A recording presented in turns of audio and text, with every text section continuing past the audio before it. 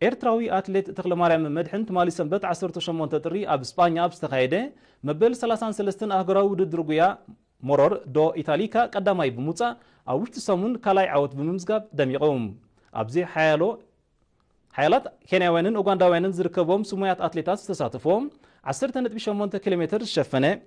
ህልኽ ዝመለ ውድድር አትሌት ተክለማርያም ነቲ ካልኣይ ዝወፀ ኬንያዊ ጃይሮስ ቢሮክ ብ11 ካሊት ብምቕዳም ብ32 ደቂቕን 27 ካሊትን እዩ ተዓዊቶም እቲ ውድድር ዝናብን ጭቃን ሓያል ንፋስን ኣብ ዝዓብለሎ ኩነታት ኣየር ብምክያዱ ኣዝዩ ጽንኩር ከም ዝነበረ ብመርበብ ኣህጉራዊ ውድድር አትሌቲክስ ተዘርግሐ ዜና ኣፍሊጦም ኤርትራዊ አትሌት ተክለማርያም መድሕን ዝሓለፈ ሰንበት 11 ጥሪ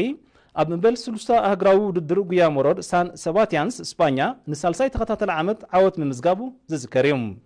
ኣብቲ ውድድር አትሌት ተክለማርያም ንውድድሩ ብ30 ደቂቕን 45 ካሊትን ብምፍጻም ምስቲ 47 ዓመታት ከይተደፍረ ዝጸንሐ ክብረ ወሰን ከም እተመዓራረየ መርበብ ሓበሬታ ያፍ ምግላጹ ይፍለጥ